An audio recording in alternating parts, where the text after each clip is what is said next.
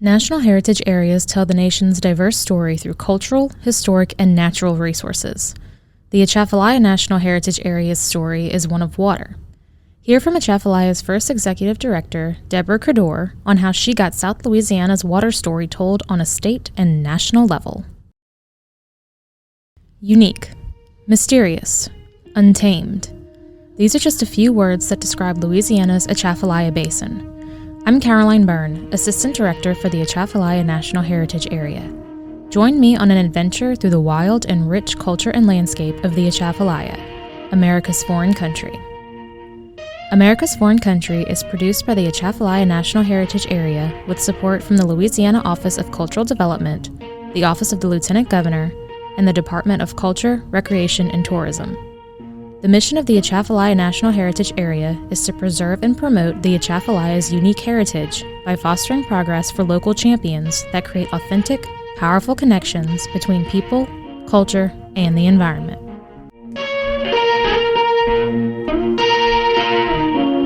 This is America's Foreign Country.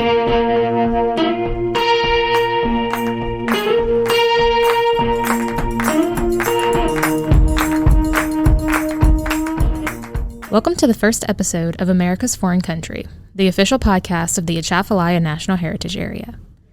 The Atchafalaya National Heritage Area is one of over 50 other areas that tell the history of the United States through cultural, natural, and historic resources. At this point, you may be wondering what a National Heritage Area actually is. Began by President Ronald Reagan, National Heritage Areas are regions designated by Congress and are not pristine parks and preserves as they are not allowed to own land, but rather they are lived-in landscapes.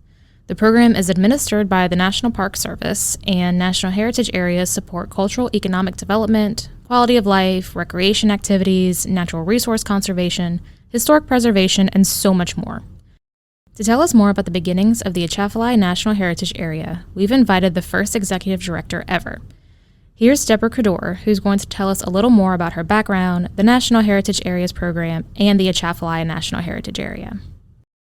Well, my formal education was in accounting and management, and I did that for quite a while and then started a second career, of course, utilizing those skills for sure, but probably the most appropriate experience that I carry was another Louisiana National Heritage Area startup.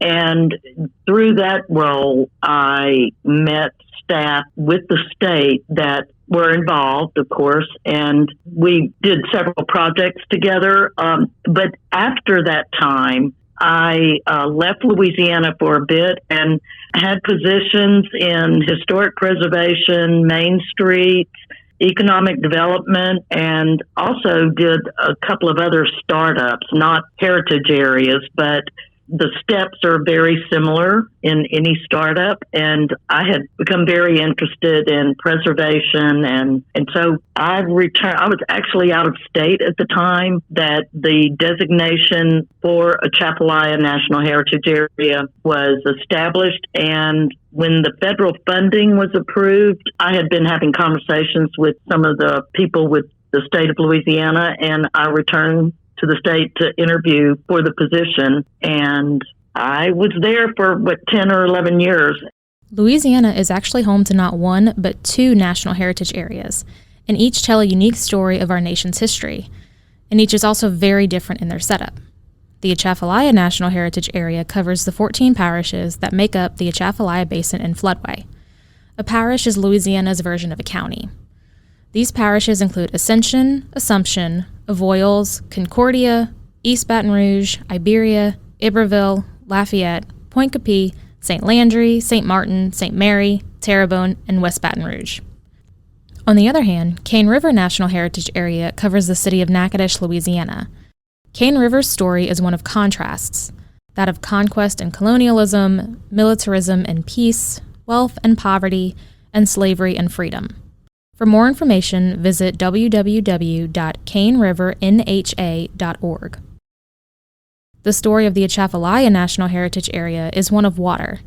The way man has lived with and in spite of the water informs our culture and way of life. It is a very small piece of the large and diverse story of the United States. I worked with Cane River, but prior to my doing that, I owned a retail shop in downtown Natchitoches. And through that, I became involved with the Historic and the Main Street program and some other preservation commissions that were in Natchitoches that eventually, one of them was responsible for the development on the river in the historic district, although that actually was completed after I had moved on. But yeah, it was a big challenge to go from a one parish national heritage area like Natchitoches is to 14 parishes. That was a little intimidating, but I'm of the belief that there is a solution to any challenge or problem. And so I tackled it, and you just have to, form your plan around what your resources are.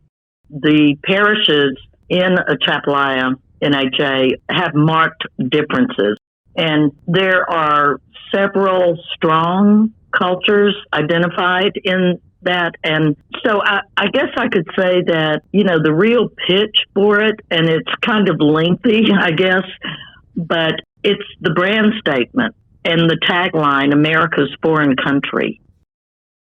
One way we tell our water story is through the Water Heritage Trail.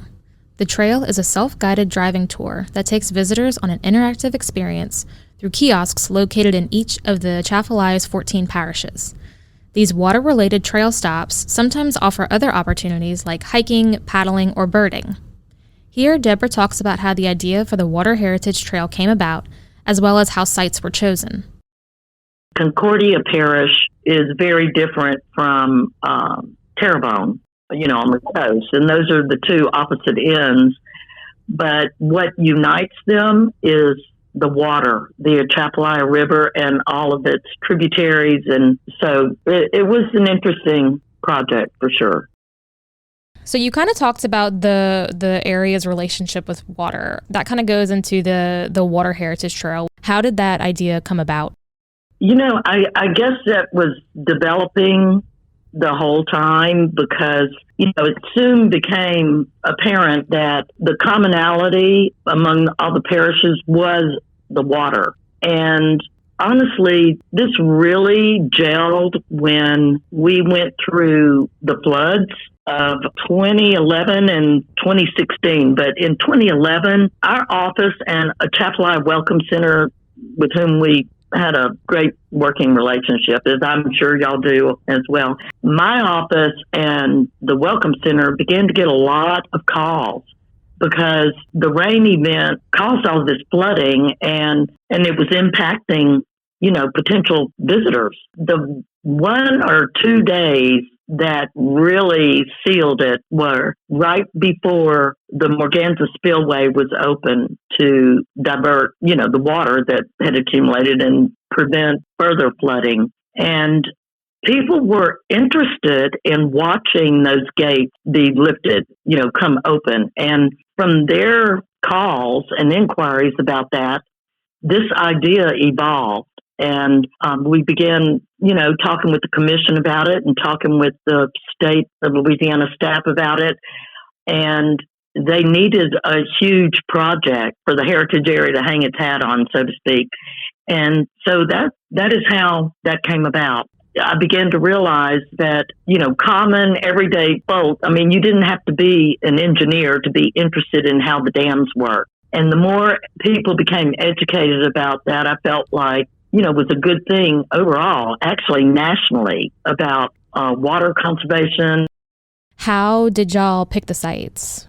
We had a consulting team, and with them, we worked to develop criteria that was based on the significance of the water site and its contribution to the overall story of the National Heritage Area. And there are 14 parishes, and all of the parishes are not right on the river. So it was stretched a little bit to include a waterway that would, maintain the theme of the project.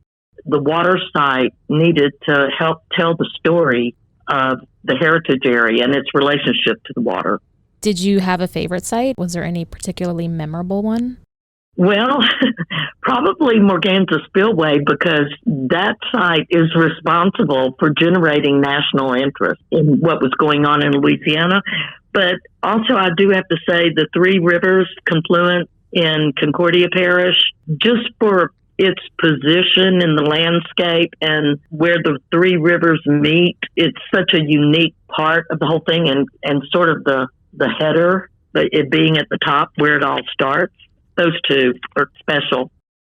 We'll include images and maps for today's episode on our Facebook and Instagram at Atchafalaya_NHA. To learn more about the Water Heritage Trail, visit www.waterheritage.atchafalaya.org. Debra served as director of the Atchafalaya National Heritage Area for 11 years. During her tenure, the area received national designation by Congress, initiated and completed the first phase of the Water Heritage Trail, erected brown signs on highways and roadways noting the designation, hosted French immersion excursion programs, and so much more. Here's what she hopes people, residents and visitors alike, take away from the Atchafalaya National Heritage Area. I would say the blending of the multiple cultures that are in Louisiana, and in some cases they support each other while maintaining their identity. Our cultures coexist beside each other, and they're strong, yet we have a common bond. You know, I've traveled quite a bit, and people are just intrigued with Louisiana, and I think that is one of the reasons why, is we have so many cultures, and they have complemented each other in like foodways. And one example I always like to pull out is our gumbo. Now, you know, someone in another state, particularly not in the South, they think gumbo is just gumbo, but the gumbos in Louisiana, they reflect the landscape that they occur in, I guess you could say. And an example of that is like the Creole gumbo that is more popular in the southern part of the state. It has a very light roux, so that doesn't overpower the fish, which is used, and as contrasted with the darker gumbo that is chicken and sausage that you find in the prairie area. And so those are two examples of how the people that lived in those different areas, they both are making gumbos, but they're utilizing and enhancing the resources they have. What would you like to see in the Atchafalaya National Heritage Area going forward? I guess projects that reflect what all these parishes have in common.